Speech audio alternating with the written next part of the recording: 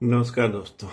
चूँकि सावन का महीना चल रहा है और सावन के महीने में कुछ ऐसा हमको जानने के लिए या प्रसंग मिल जाए जो महादेव से रिलेटेड हो तो बात ही क्या। तो कहानी कुछ इस तरह की थी कि ओम नमः शिवाय पे चर्चा चल रही थी।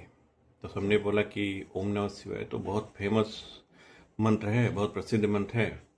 तो ओम नमः शिवाय का वाकई कहानी क्या है और इसका मतलब क्या है। तो महाराज जी ने बताया कि ओम नमः शिवाय, हाँ बिल्कुल सही है कि ओम नमः शिवाय बहुत फेमस है, उसकी एक कहानी है। तो बोला कि हाँ बताइए कहानी क्या है। तो उन्होंने बोला कि एक बार देवताओं में विश्लेषण चल रहा था, मतलब बातें चल रही थी कि किसी न किसी को अगर भक्त हमको पूजेंगे तो कोई न कोई हमको ऐसा मंत्र देना पड़ेगा जो वो पूजते समय उपयोग करें।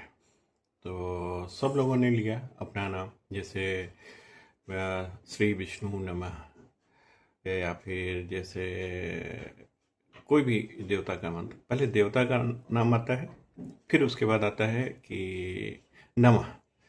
पर शिव जी की जब बारी आई तो शिव जी ने ऐसा नहीं बोला।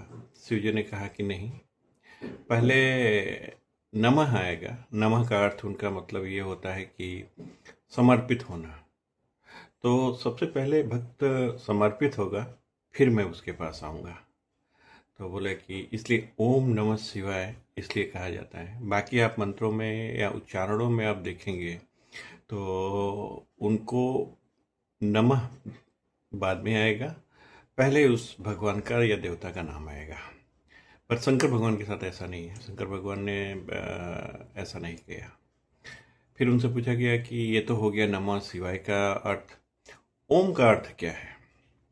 तो बोला ओम मतलब केंद्र बिंद, ओम मतलब ब्रह्मांड। शंकर भगवान के तीन स्वरूप हैं।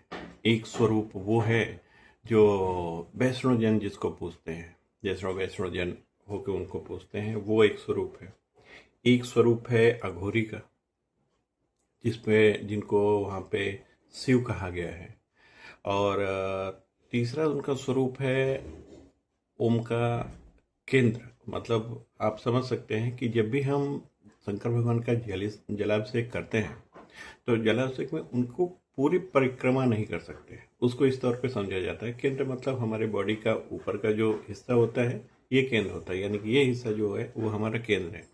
बट कभी भी जलाभिषेक सेम ऐसे ही जैसे हम सर इधर हट किए या इधर करें, हम सर को पीछे नहीं कर सकते, एक मोमेंट तक ये चलता है सर। वैसे ही जब हम शिव जी को जल चढ़ाते हैं तो शिव जी को जल जो चढ़ाते हैं तो उनका जहाँ से जल नीचे प्रवाहित बाहर निकलता है, वहाँ आपने देख लिया कि उसको क्रॉस करने के लिए हमेशा मना किया गया है कि आप उसको क्रॉस नहीं कर सकते।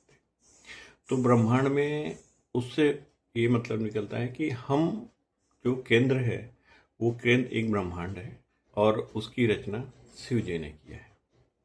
बस सवाल सावन स्पेशल में इतना ही था। नमस्कार।